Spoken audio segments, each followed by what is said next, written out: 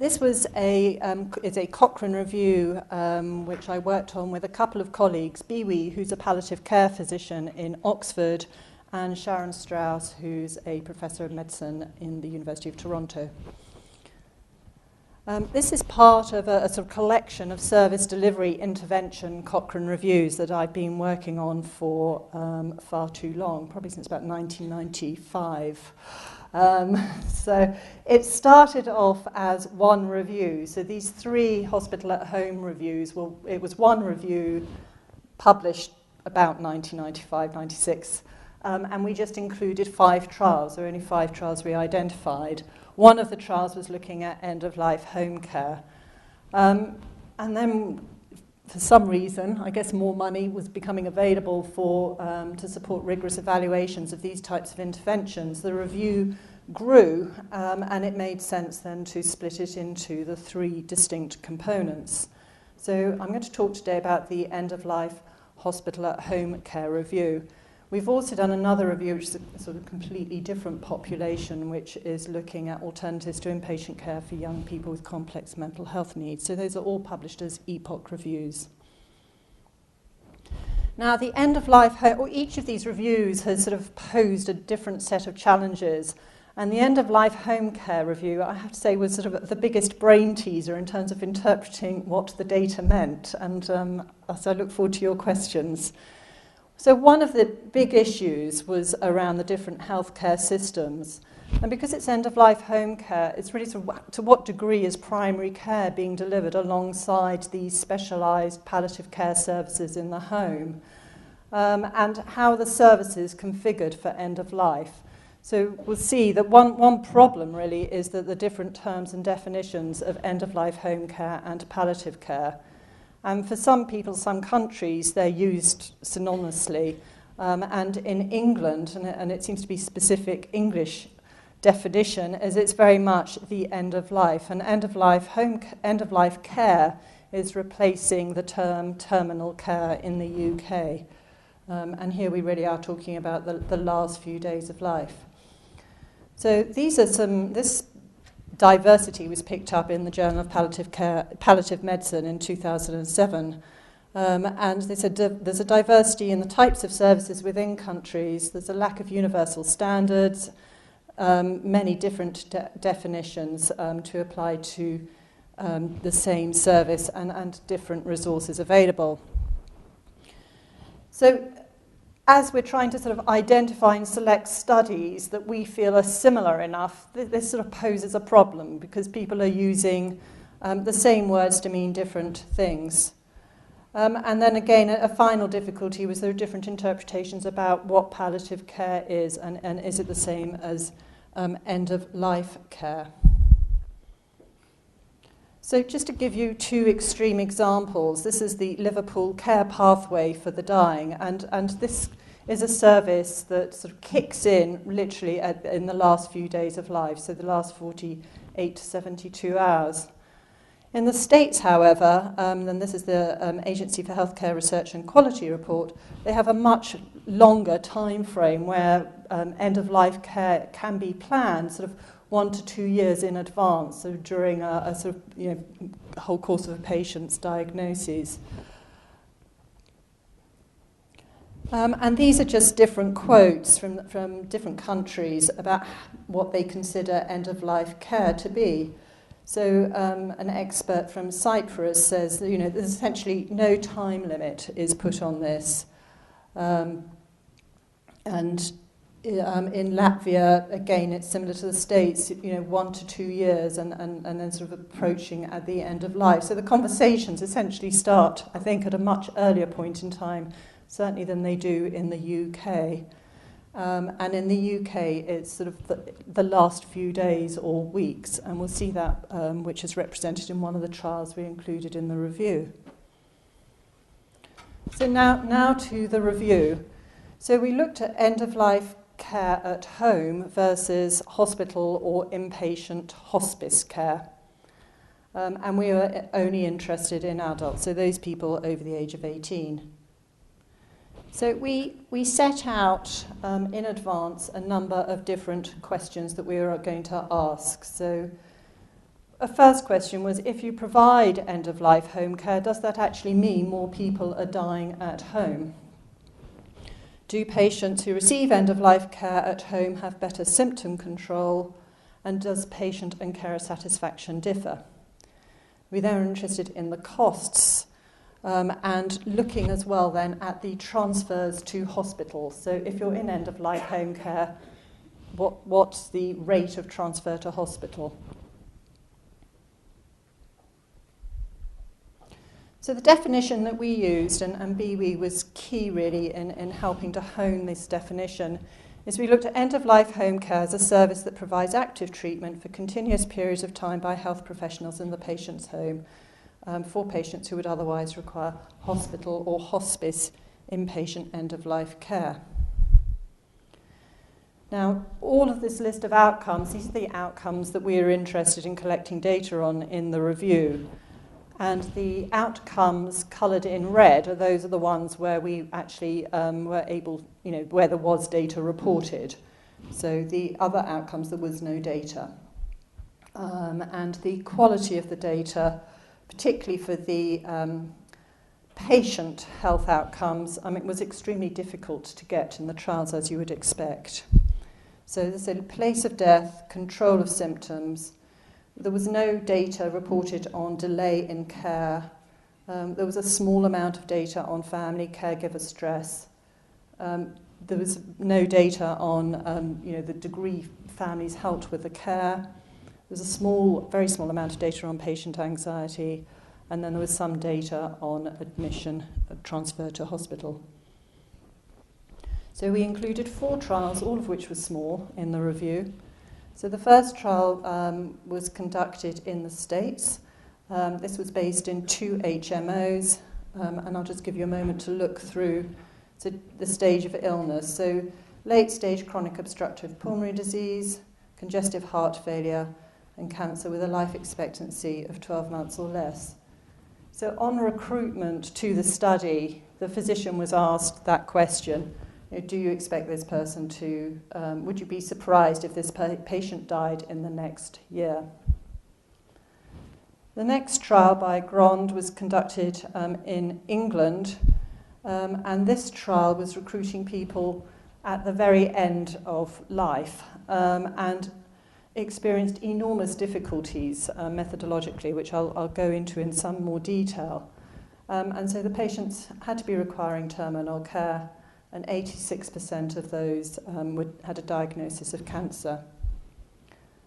Third trial was conducted in the States some time ago, in 92, and again the estimated life expectancy was less than 6 months, and again the majority of people had a diagnosis of cancer. And the third trial, this was a cluster trial, so it's a little bit different, and let me go to that.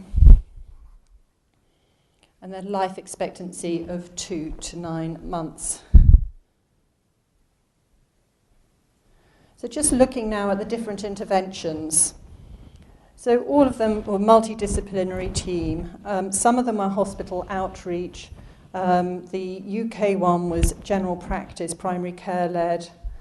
And the other 3 really was, Bromley was more multidisciplinary, and it was in an HMO, and the other 2 were hospital-based.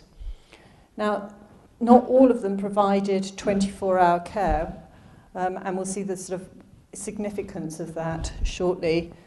The trial in Norway had limited 24-hour care, so there were some of the centres didn't have that, and it wasn't reported in the Hughes trial. So here's a forest plot.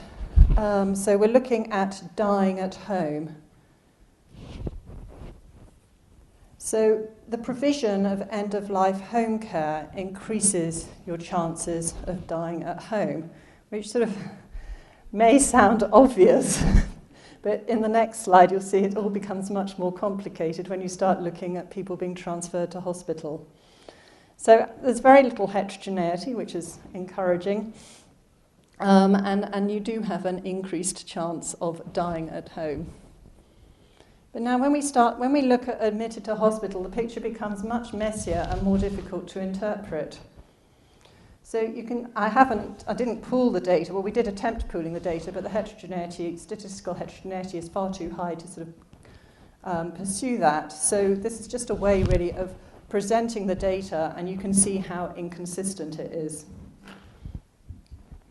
So we have one trial here where the second trial, Grant, where you have an increased risk of being transferred to hospital if you're allocated to end-of-life home care. Now, this trial, there were huge problems with it, and about 40% of those people at the point that they were randomized to end-of-life home care said, no, thank you, I want to go into hospital. And so it didn't work. On the other hand, it gave us some pretty interesting information in terms of patients' preferences and changing preferences for whatever reason. So while we know that it increases your chances of dying at home, we also know that the transfer to hospital needs to be carefully monitored. And I should say here, we did do a grade summary of findings table, but they're pretty hard to put onto a PowerPoint slide and for people to read. So the evidence here, we gave an overall grading as high quality evidence, and here we downgraded it to moderate quality because of the inconsistency. Now, carer burden, only data for this was only collected by 2 studies. It was fairly low quality evidence because there was very little information about how this was measured. It was measured in different ways. One study reported that if the patient survived for greater than 30 days, then the carers experienced more stress. What that means, I mean, one can, it's got a huge amount of face validity, but how you then develop methods of sort of trying to reduce stress, I'm not quite sure. And one study reported no difference. Patient outcomes, again, I think reflecting the difficult study population, or the population that makes it very difficult to study them. There were 2 trials. In one trial, it was a small trial and it showed no difference. The second trial, which was the Grant study, they had to give up collecting data directly from the patients, understandably, because they were at sort of the end of their life. So they collected data instead by the primary care physician, the district nurse, and the caregivers. And these people all made different assessments. So the caregivers assessed the patients as having less pain than the primary care physicians and the nurses. And the doctors and the nurses assessed the patients as having higher levels of depression and anxiety than did the caregivers. So very hard to interpret. And 2 trials reported increased satisfaction at 1 month. And we graded this for all of those reasons as a low quality evidence.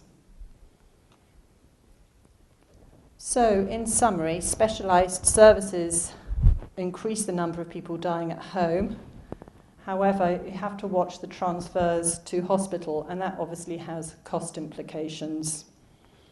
24-hour care seems to be key, and not, even though these were dedicated end-of-life home care services, they didn't necessarily provide consistent 24-hour care. And you do need skilled staff. The burden on caregivers, I think, is just unknown.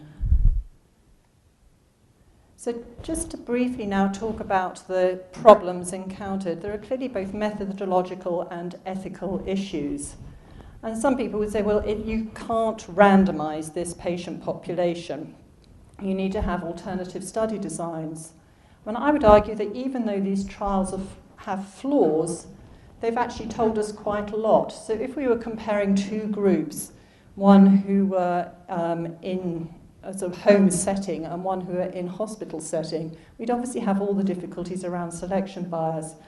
But we also wouldn't capture the transfer of people, perhaps between different settings.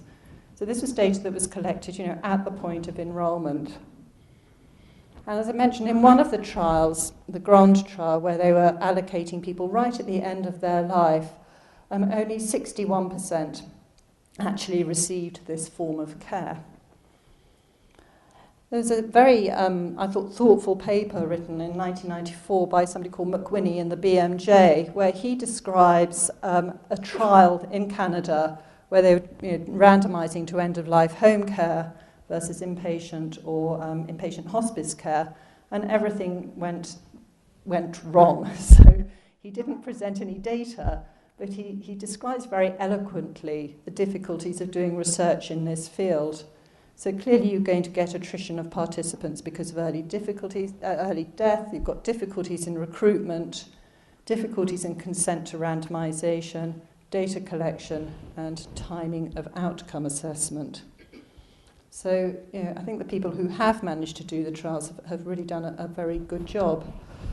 Now, what are the policy implications? Because as we heard, we want evidence-informed policy. So we have some evidence, but it's a rather complicated, messy pot of evidence.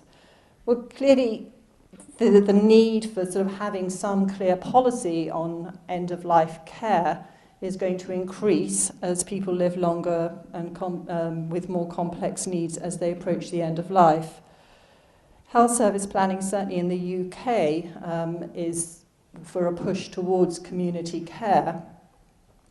However, despite this, the UK actually has one of the highest rates of people dying in hospital compared to other countries.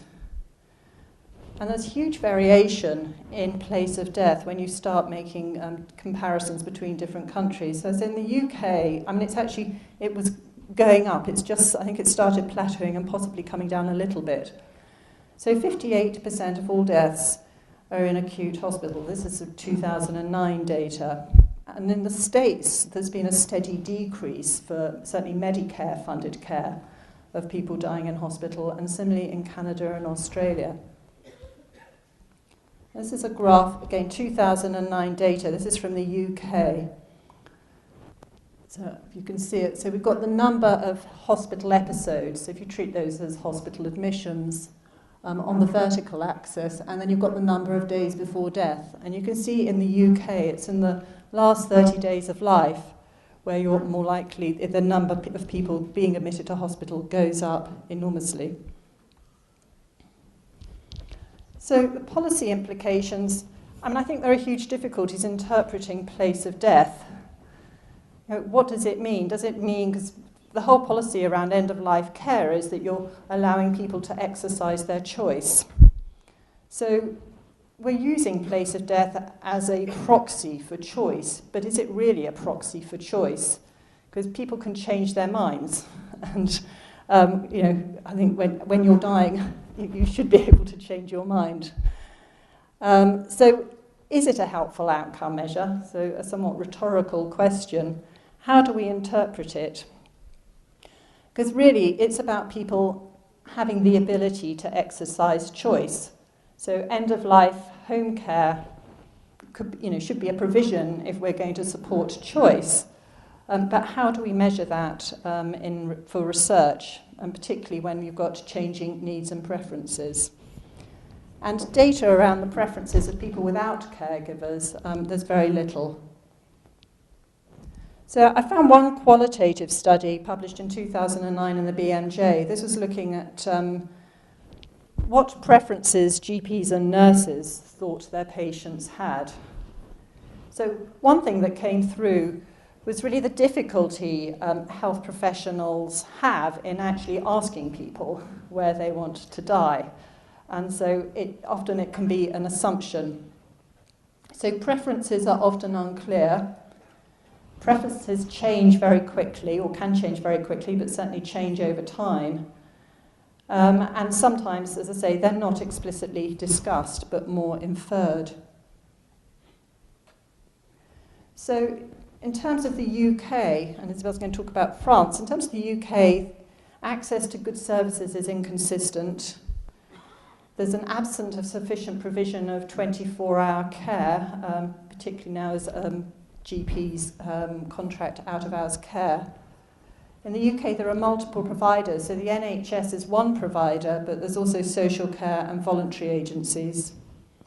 And then in the UK, there's a lack of a defined funding model, which means there's sort of regional variation and inequalities. So if we are planning for end-of-life home care, there's things that need to be considered as skills and training, symptom control, communication, information needs. We have to have 24-hour care. And then there's this factor of cultural factors. So what is it that a country wants to support, and what are their values and preferences?